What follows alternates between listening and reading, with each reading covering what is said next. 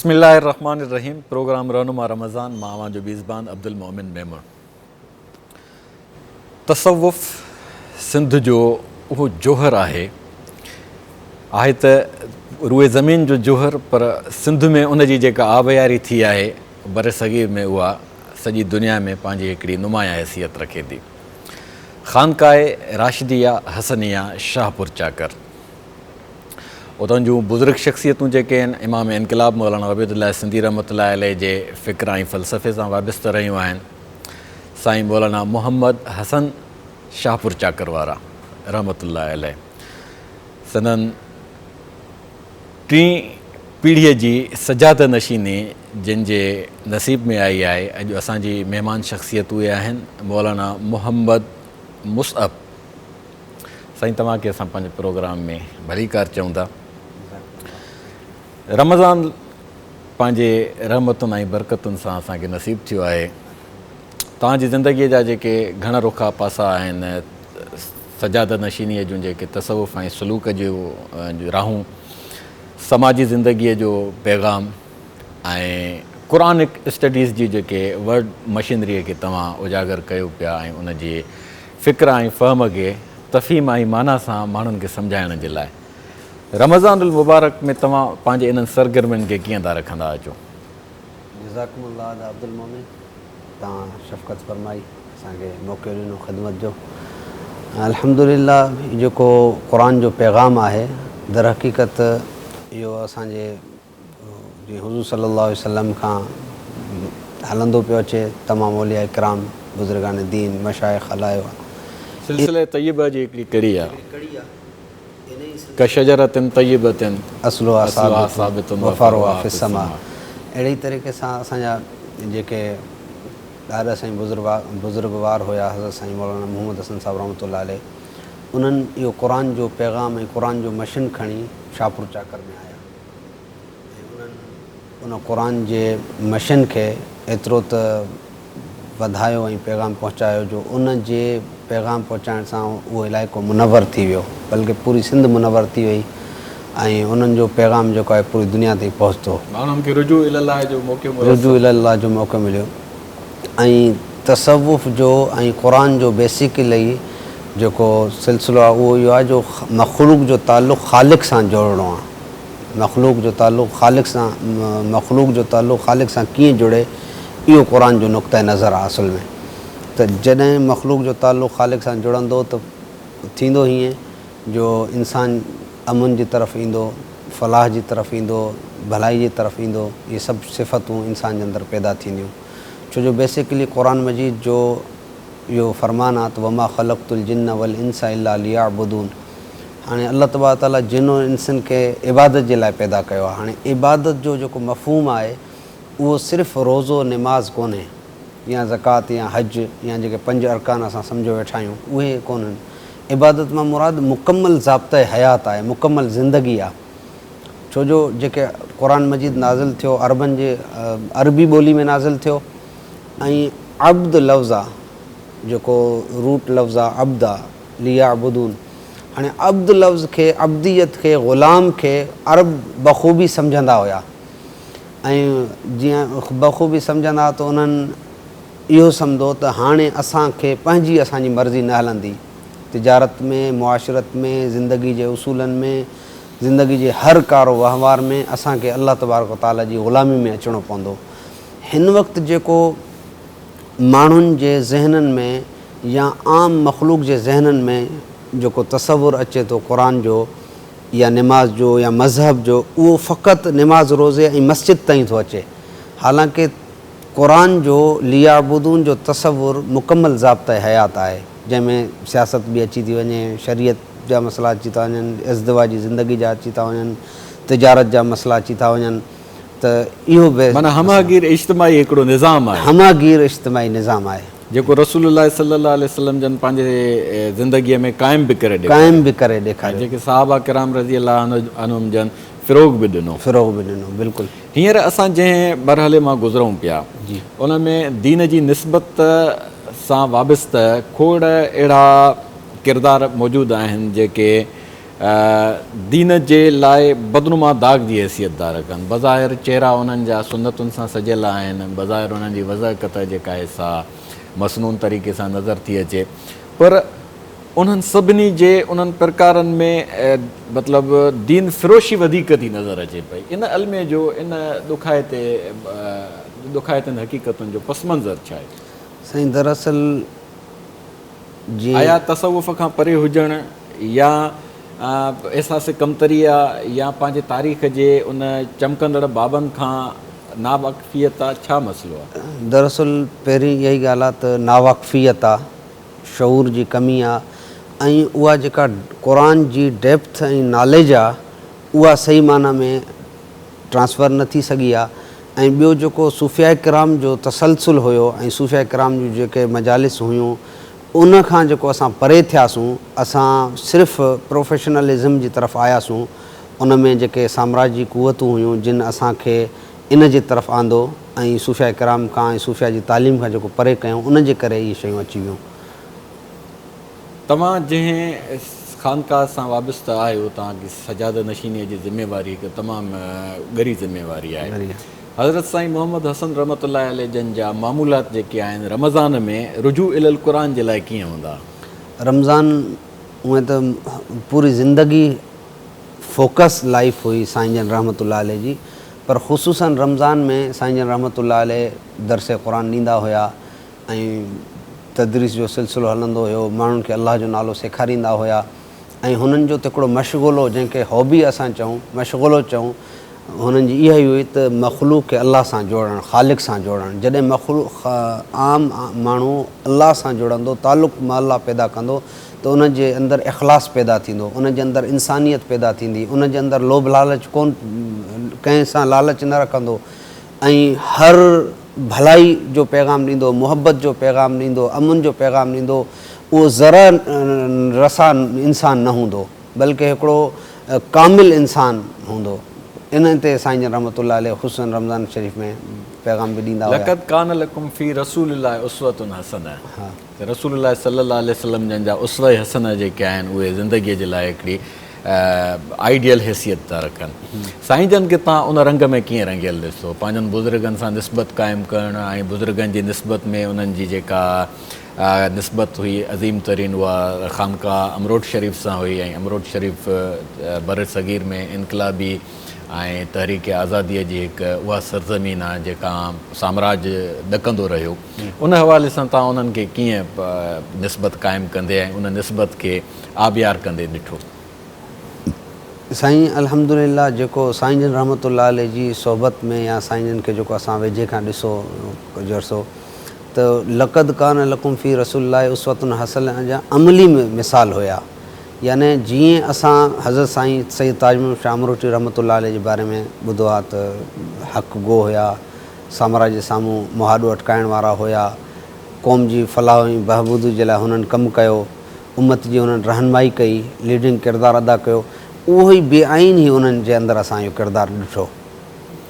हज़रत साईं हमादुल्लाह रहमतुल्लाह अलैह जन जे लाइ मशहूरु आहे त उन्हनि जे आॾो कंहिं फ़क़ीर ॻाल्हि कई त साईं हज़रत सैयद ताज महमूद शाह अमरोटी रहमतुल्लाह अलैह जन 7000 गैर मुस्लिम खे मुशर्रफ़ बि इस्लाम कयो, तव्हां छो कोन अॼु ताईं कंहिंखे मुस्लमान कयो आहे?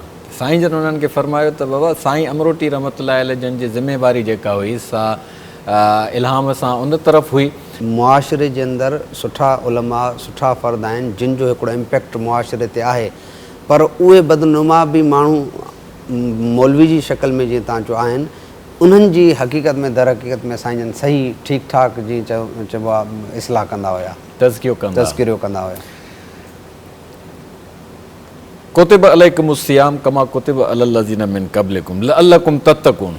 रोज़े जो बुनियादी जोहर जेको आहे सो तक़वा आहे। उन तक़वा ते वठी अचण जे लाइ तव्हांखे कहिड़ी तालीम मिली? तक़वा ते साईं सभ खां पहिरीं जेसिताईं अलाह सां तव्हांजो ताल्लुक़ु न जुड़ंदो, तव्हां अलाह खे न सुञाणींदव, अलाह जी मारिफत तव्हां वटि न ईंदी, तव्हां तक़वा इख़्तियार कीअं कंदो? जी मुंहिंजो तव्हां सां ताल्लुक़ु आहे, मां तव्हांजो ताल्लुक़ जे बुनियाद ते एतिराम कंदुसि। जेकॾहिं तव्हां ई रोड ते हलंदा वेंदव या मुआशरे जे कंहिं जनरल स्टोर ते वेंदव त तव्हां सां को अस्सलामु अलैकुम न करे या केरु तव्हांखे सुञाणे ई न, त तव्हांजी इज़त न करे त उन ते मयारु कोन्हे। छो कोन्हे जो हू तव्हांखे सुञाणे नथो। जेसीं ताईं असां मारिफ़त हासिलु न कंदासूं, मारिफ़त इलाही हासिलु न कंदासूं, पंहिंजो तालुक़ु अलाह सां न जोड़ींदासूं ऐं असां पंहिंजो तालुक़ु मख़लूक़ सां जुड़ियल रखंदासूं, तेसीं ताईं इहा शयूं दिलि में पैदा कोन थींदियूं, तक़वा पैदा न थींदी। जॾहिं तक़वा पैदा थी वई, तालुक़ु मां अल्लाह पैदा थी वियो, त तक़वा ऑटोमेटिक पैदा थी वेंदी। जॾहिं तक़वा पैदा थी वई त इंसान जे अंदरां जेके बि क़दूरतूं ख़तमु थी वेंदियूं ऐं इंसान हक़ीक़ी इंसान बणिजी वेंदो। गुफ़्तगू जो सिलसिलो जारी रहंदो। नाज़रीन, वठूं था हिकिड़ी नंढड़ी साई।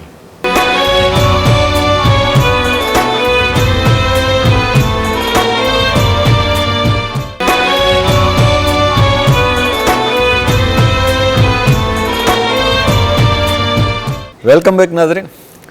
त साईं, तव्हां जंहिं सूफ़ियाणी सरिश्त मां पंहिंजी तरबियत माणी आहे ऐं उन में क़ुर पाक में जेको फरमायल आहे त कुल इन कुंतुम तुहिब्बूनल्लाह फत्तबिऊनी युहिब्बुकुमुल्लाह, त जीअं तव्हां मक़सदु इंसान जी ज़िंदगीअ जो ॿुधायो त वमा ख़लक़्तुल जिन्न वल इंस इल्ला लियअबुदून, इबादत इंसान जी ज़िंदगीअ जो मक़सदी जुहर आहे ऐं उन जे लाइ अब्दियत जे लाइ मुहबत लाज़मी आहे। अलाह साईं फरमाए थो त जेसिताईं तव्हां मुंहिंजे महबूब खे पंहिंजो महबूब न बणाईंदव तेसिताईं तव्हांखे अलाह जी मुहबत हासिलु न थींदी। ऐं पाण करीम सल्लल्लाहु अलैहि वसल्लम जन बि फरमायो त जंहिं शख़्स खे मां उन जे वालदेन खां, उन जे ॿारनि खां वधीक महबूब जेसिताईं नथो थियां, उनजो ईमान कामिल नथो थी सघे। ला युमिनु अहदुकुम हता अहब्बु इलैहि मिन अबीहि व वलदिहि व उम्मिहि व अबीहि। त उन हवाले सां तव्हां साईं जन खे पंहिंजी निस्बत मुहबत रसूल में जेका इश्क जी तक़ाज़ा हुई उन्हनि में कीअं उन जे रंग में रंगियल ॾिठो? साईं जन रहमतुल्लाह अलैह जो हिकिड़ो मशहूरु वाक़ियो आहे। साईं जन जॾहिं 1952 में हज ते विया त साईं जन इहा नियत कई हुई त मां मदीनतुल मुनव्वरा में बक़ाया ज़िंदगी गुज़ारींदुसि। साईं जन जा उस्ताद हुया शेख मोहम्मद कामिल रहमतुल्लाह अलैह, जेके मस्जिद कुबा जा इमाम हुया। ऐं उन ई दौर में हज़रत साईं मौलाना अहमद अली लाहौरी रहमतुल्लाह अलैह, साईं जन जा मुर्शिद करीम बि उते हज ते आयल हुया। पोइ साईं जन ख़्वाबु ॾिठो त साईं जन हुज़ूर सल्लल्लाहु अलैहि वसल्लम खे वज़ू कराइनि पिया। पोइ आख़िर में सैदना अली करमल्लाहु वजह, सैदना अबू बकर सिद्दीक़ ऐं चंद साहब बीठा आहिनि, ख़्वाब में ॾिसनि था। पोइ हुज़ूर सल्लल्लाहु अलैहि वसल्लम सैदना अली ॾे मुख़ातिब थी फरमाइनि था, हिन नौजवान खे असां मस्जिद ठाहिराइण जे लाइ हीउ शख़्स सही आहे, मौज़ून आहे? पोइ सैदना अली फरमायो बिल्कुलु, सैदना अबू बकर सिद्दीक़ ॿिनि साहब फरमायो बिल्कुलु इहो नौजवान सही आहे।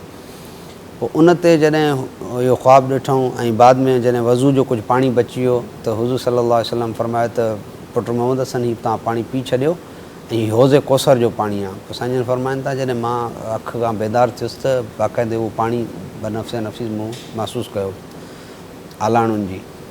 त जॾहिं इहो वाक़ियो हज़रत साईं लाहौरी रहमतुल्लाह अलैह खे शेख मोहम्मद कामिल खे ॿुधायूं त साईं जन फरमायो त तव्हां खां अल्लाह तबारक ताला दीन जे आबियारी जो ऐं हक़ जो, क़ुर जी सरबुलंदी जो कमु वठंदो।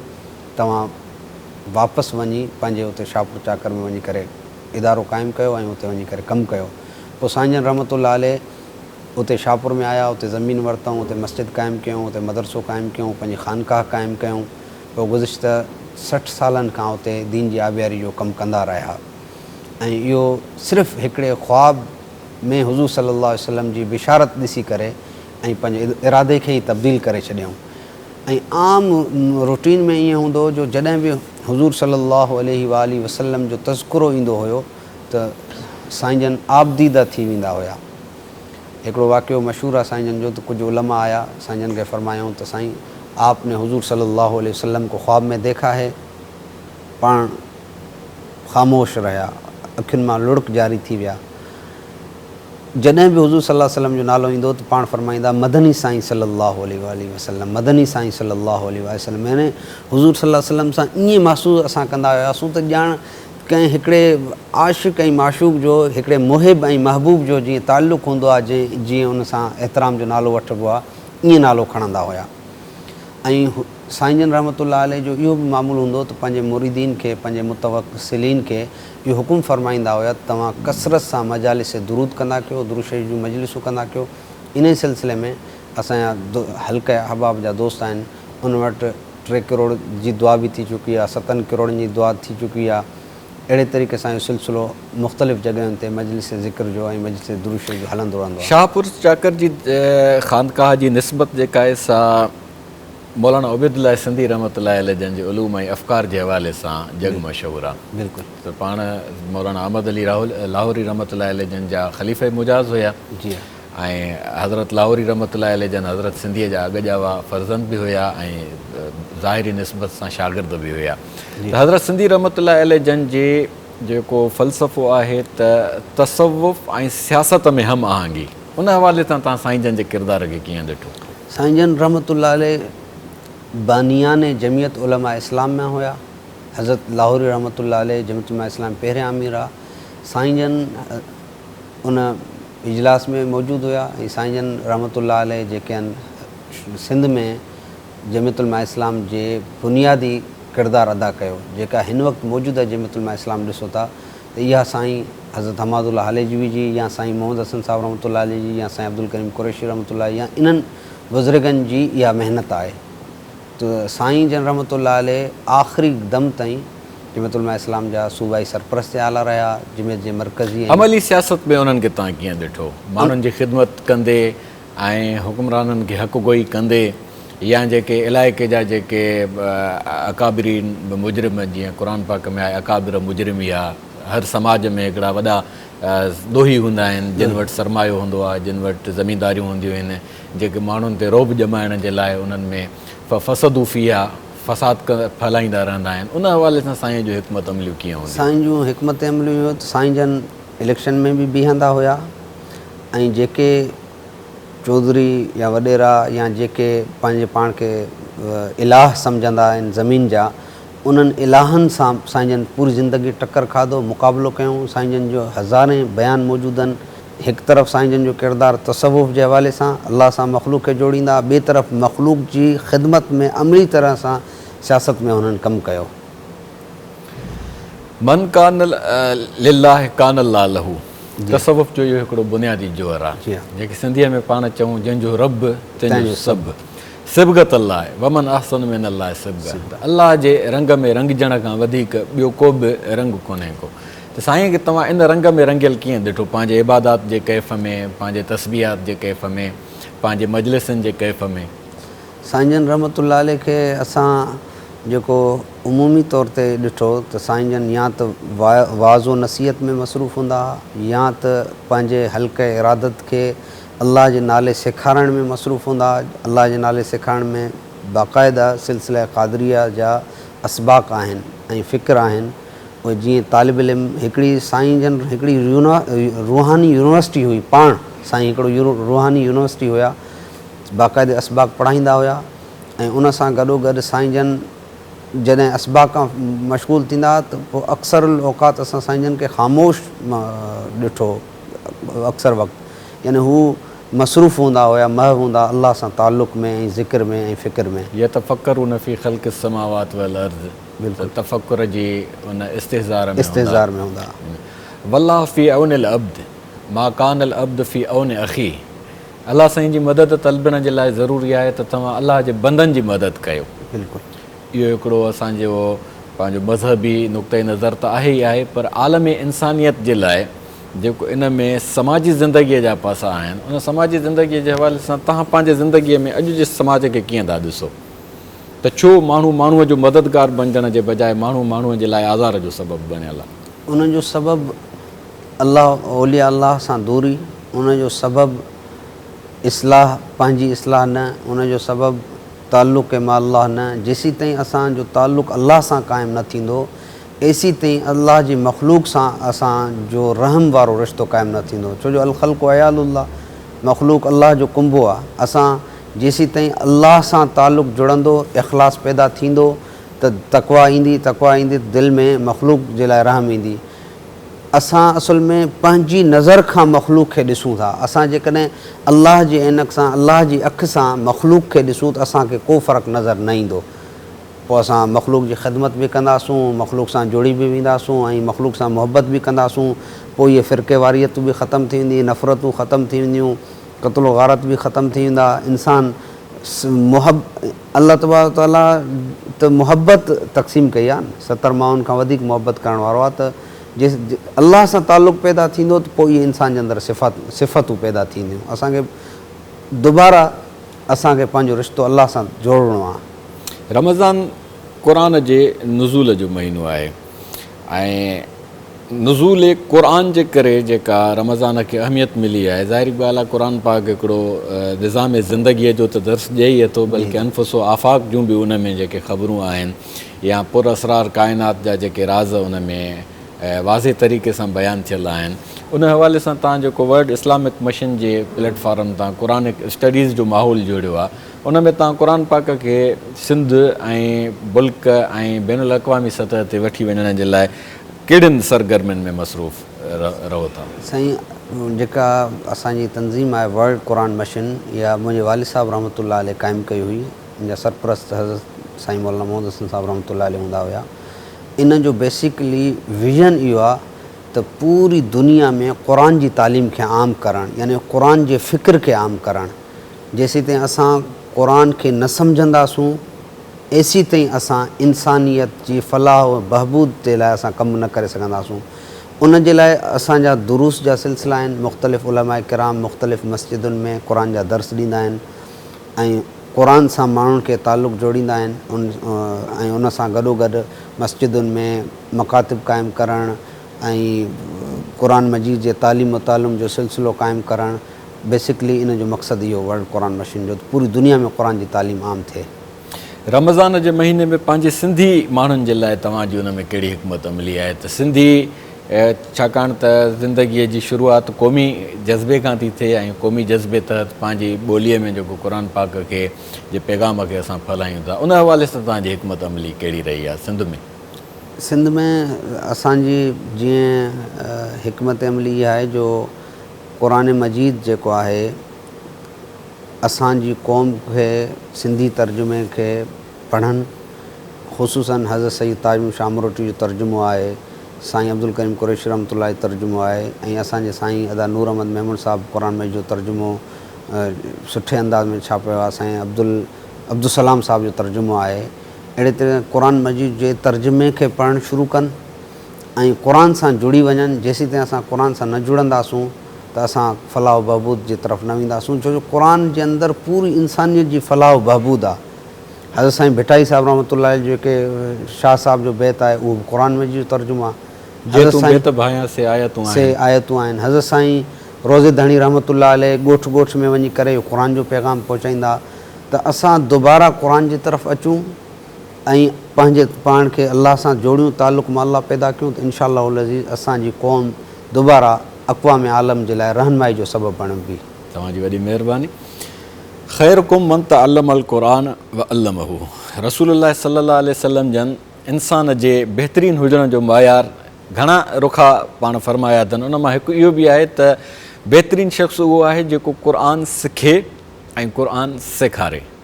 ऐं पाण बि फरमाइनि इनमा बुइस्तु मुअल्लिमा, मुंहिंजी हिकु हैसियत उस्ताद जी बि आहे। नबी हैसियत मिन हैसुल उस्ताद, इहा हिकिड़ी तमामु वॾी ज़िमेवारी आहे।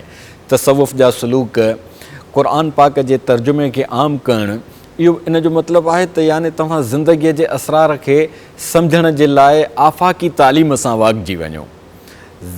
सिंध में जिन बुज़ुर्गनि इन्हनि सभिनी शयुनि खे फ़रोग़ ॾिनो आहे, असां बि तॾहिं ख़ुशनसीब थींदासीं जॾहिं उन्हनि जे ज़रिए तसवुफ़ जी आबियारी बि कंदा रहंदासीं ऐं पंहिंजे शख़्सियत ते ऐं पंहिंजे अमली ज़िंदगीअ ते उन जो रंग चाढ़ींदासीं ऐं उहे इंसान थियण जी कोशिशि कंदासीं जेके ॿियनि जे लाइ ॿाझ जो सबबु बणिजनि, आज़ार जो सबबु न बणिजनि।